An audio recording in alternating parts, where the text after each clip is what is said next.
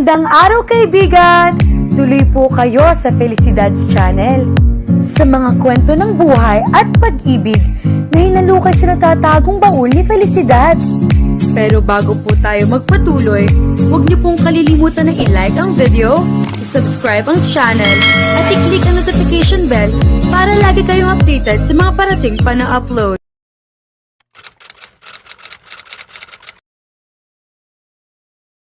Limang araw pang lumipas nang isang malagim na balita ang dumating kay Teresa na halos magpawala sa kanyang ulirat.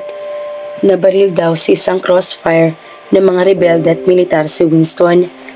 Nasa isang misyon sa kuta ng mga rebelde si Winston na magkaroon ng opensiba ang mga militar. Agad dinaluhan siya ni Wendell na sobrang apektado rin sa nangyari. Halos sabay nilang nalaman ang masamang balita. Itong kinatatakutan ko. Sinabi ko na. Kung nakinig lang sana sila sa akin. Halatang pigil na pigil nito ang pagtangis. Nakakuyom ang mga kamay nito. Hindi siya nagsasalita. Walang patid sa pag-agos ang mga luha niya. Hinihintay na lamang nila ang tawag ng AFP para sunduin ang pangkay ni Winston sa Fort Bonifacio at agad na umuwi mula sa saipan sina Tito Wilfred at Tita Gina. Nananangis din ang mga ito sa pagpano ng anak pero madaling natanggap ng mga ito nangyari. May kabuluhan daw ang pagkamatay ni Winston. May ilang miyembro daw ng mga rebelde ang nagawa ni Winston na ibalik ang tiwala sa Diyos bago naganap ang trahedya. Alam niya may dahilan ng Diyos kung bakit nangyayari ang mga bagay-bagay pero sa pagkakataong iyon ay gusto niyang isara ang kanyang isip. Lalo pa at labis-labis na guilt ang nararamdaman niya dahil sa pagkataksel niya kay Winston. Oo, nagtaksel ang kanyang puso kay Winston. Kahit hindi niya sinadyang mahalin ang kuya nito, madali na isaayos ang burol ni Winston. Kinailangan sa malaking lugar gawin ang burol dahil sa dami ng kaibigan, kakilala at miyembro ng grupo na gusto magbigay ng huling respeto kay Winston. Walang tigil ang vigil ng mga ito. Maraming kilalang government leaders, kabilang na ang Pangulo, ang nagtungo roon para makiisa sa pagdadalamhati nila. Everyone regarded Winston as a hero in his own right.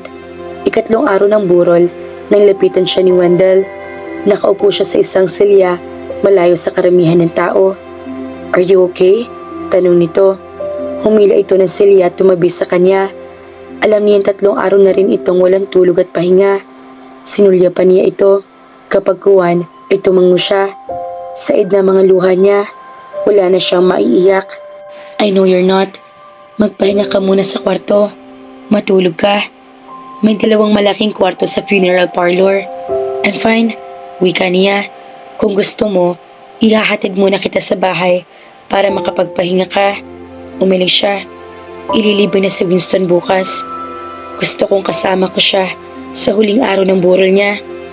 "I understand, but you have to rest." Alam kong hindi din magugustuhan ni Winston kung may masamang mangyari sa'yo. "I worry about you." Sa pakiwari niya, ay hinaplos na masuyong kamay ang kanyang puso dahil sa sinabi nito. "Thanks for your concern, but I'm alright." Tumango siya. Nagtungo siya sa harap ng kabaong ni Winston. Lihim siya nagpasalamat na hindi siya sinundan ni Wendell doon. Paulit-ulit na humingi siya ng tawad kay Winston sa kasalanan niya na nag-entertain ang kanyang puso at isip na ibang lalaki at kapatid pa nito. "I didn't mean it. I'm sorry," bulong niya. "Pipilitin kong alisin siya sa puso at isip ko. Pipilitin kong maging tapat sa pag-ibig mo, Winston." Pagkatapos ng libing ni Winston, ay nagbistulang sementeryo rin dahil sa sobrang lungkot sa malaking bahay ng mga Laiko. Halos araw-araw na umaalis ang mga mag-asawang Laiko. Alam ni Teresa na diramdam ng mga ito ng labis ang pagkamatay ng paboritong anak, pero dahil buong pananalig ng mga ito sa Diyos, ay madaling matanggap ng mga itong pangyayari. Mas pinagbuti pa ng mga ito ang pagbibigay ng mga aral. Hindi pa rin naman nagbago ang pagtingin ng mga ito sa kanya. Sa tingin din niya, ay gumanda ang pakitungo ng mga ito kay Wendell. Mas madalas na nagpupunta roon si Wendell. Nakikita niya nag-uusap ng mga ito. Tuwing pumupunta si Wendell doon, ay iniiwasan niya ito. Nangako siya kay Winston na papatay na niya ang nararamdaman niyang pag-ibig kay Wendell. That was the only thing she knew she had to do to ease the guilt in her heart. Teresa, aalis na kami ng Tita Gina mo. Pupunta kami sa Cambodia. We will be away for 3 weeks. The most is 1 month. Bahala ka muna rito sa bahay. Bilin sa kanya ni Tito Wilfred. Nag-usap na kami ng Tito Wilfred mo, iha. Pakli ni Tita Gina. Kung naiinip ka rito sa bahay, pwede ka magtrabaho. Ngayong wala na si Winston, tumigil sa pagsasalita si Tita Gina dahil nabasag ang tilig nito. Hinaplo si Tito Wilfred ang likod nito. Nag-usap kami na dahil wala na si Winston, hindi ka namin pipigilan sa kung ano man gusto mong gawin. If you want to work, you may do so. Marami akong pwedeng pang-rekomendahan sa iyo. Salamat po. Iyon nga po sanang gusto kong hilingin sa inyo. Alright, I'll talk to one of my business partners. Kailangan mabigyan ka ng magandang trabaho. Pero siguruhin mo na hindi mo kakalimutan ng mga activities sa church. Hindi po, pangako. Habang wala kami dito ng tito mo, dito muna titigil sa Wendell, sa bad ni Tita Gina. Napatda siya. Bakit po? Si Tito Wilfred ang sumagot. Mas mabuti na may kasama kayo dito. Kung magagawa mo rin, isama mo si Wendell sa church. Nakitaan ko na siya ng ilang pagbabago. I must admit, I'm partly to be blamed for his attitude. Hindi ko siya inunawa noon. Natuto kay Winston ang atensyon namin ng tita mo. Sinang-ayunan ni Tita Jean ang sinabi nito. Ako rin, nagkamali ako. I have always regarded Winston as the good son.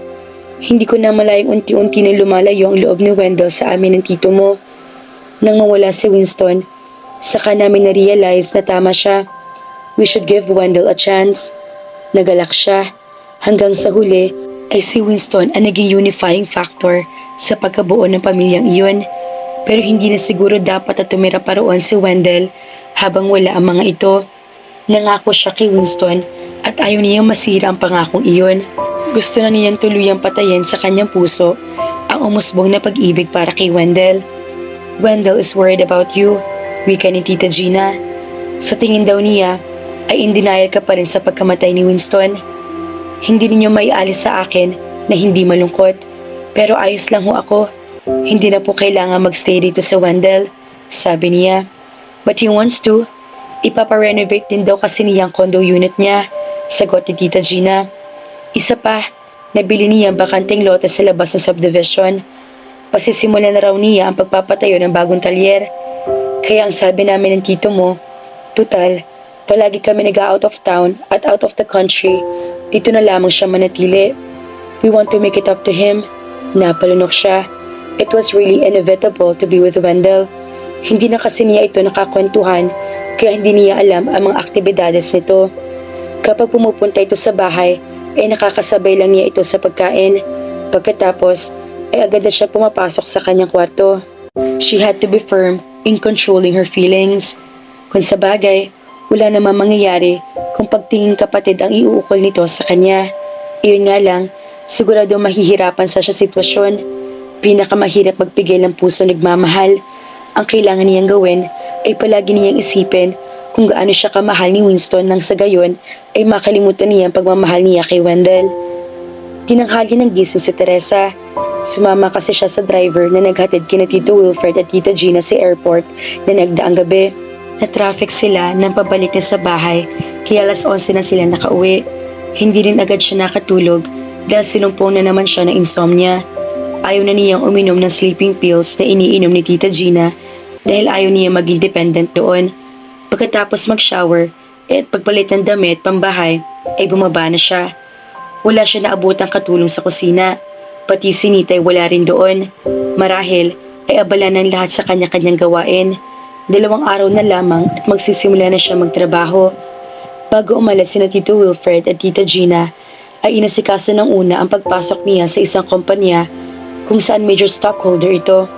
Ititrain siya bilang administrative officer. Excited na siya. Sa edad na 26 ay ngayon lamang siya makakaranas sa magtrabaho. Pakiramdam niya ay nagsisimula ng uminog ng normal ang kanyang mundo. Well, hindi naman niya inasam na mangyari ang ganoon at the expense of Winston's life. Nakahanda na nga siya maging full-time wife dito at ina na magiging mga anak nila kung hindi nakialam ang tadhana. She believed everything happened for a reason. Sana nga lang ay hindi namatay si Winston. Nang sumagi na naman sa kanyang isip ito, syempre ay kasunod niyon ang pagsagi din sa kanyang isip ng kapatid nitong si Wendell. Ipinilig niya ang kanyang ulo. Kumuha siya ng plato para kumain na ng almusal. Napalingon siya sa pinto ng kusina nang marinig niya bumukas iyon. Nakita niya si Wendell. Hindi niya alam na naroroon ito. Kumabog ang kanyang dibdib. Para mawala ang kaba niya, ay siya nang unang bumati dito. Hi, hindi ko alam na nandito ka. Ngumiti ito. Good morning. Tumingin ito sa relo nito. It's actually 10:30 already. Not so early in the morning. Humakbang ito pagpasok sa kusina. Lumapit ito sa refrigerator at kumuha ito ng juice na nasa lata. Binuksan ito iyon at ininom ng diretso sa lata. Tanghali ka na yata na nagising. Nakakiti pa rin sabi nito bago naupo sa isang silya. Gabi na kasi kami nakarating galing ng airport. Saka, sinumpong na naman ako ng insomnia. Dinala niya rito ang plato sa mesa, pati ang tinimpla niyang gatas. Natatakpan ng almusal sa mesa. Naupo siya at nagsimulang kumain. Bacon at hotdog ang naroong ulam. Gutom na siya, kaya kahit malamig na ang mga iyon ay kakainin niya. Lumipat si Wendell sa kaibayon niya. Bit-bit pa rin ito ang lata ng juice. Hindi na nga ako nakasama sa paghahatid kina mama at papa. Inabot kasi ng gabi ang meeting ko sa isang buyer.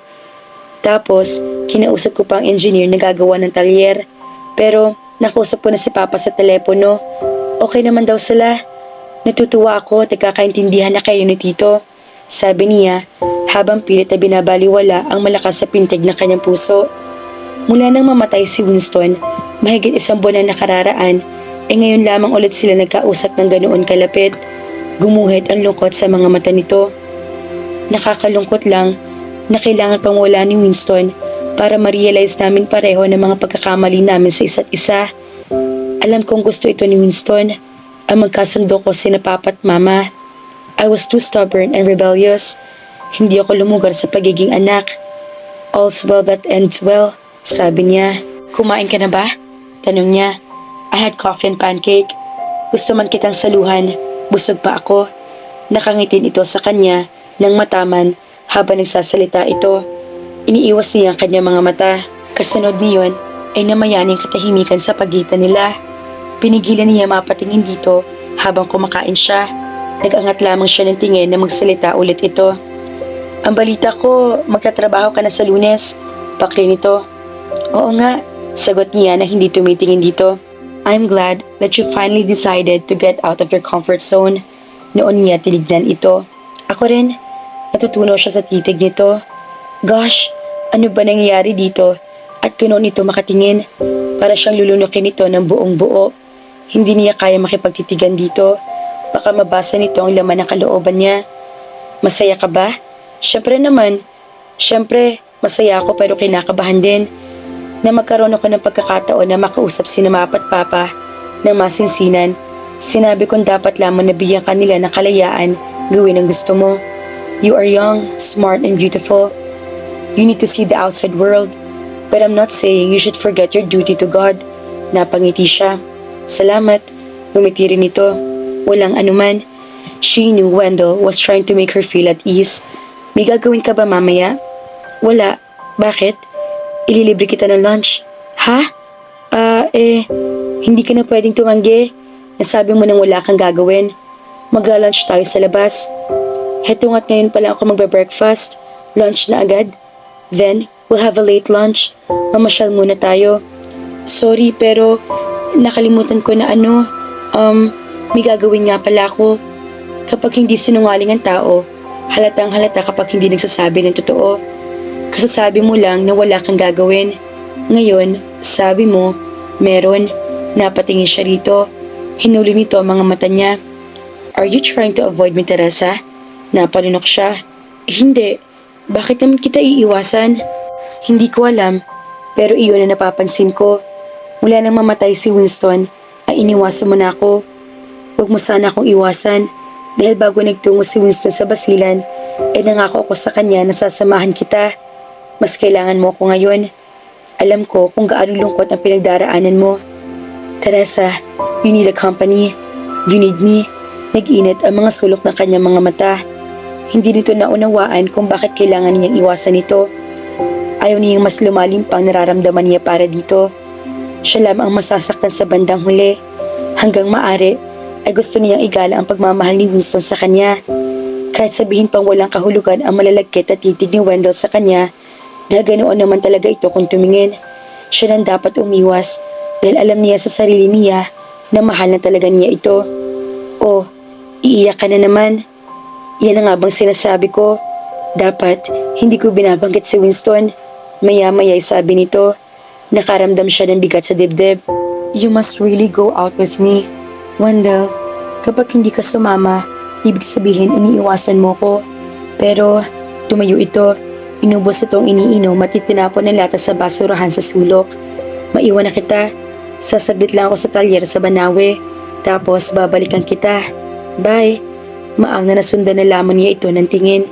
Hindi na niya nagawa makapagsalita dahil mabilis na ito nakalabas.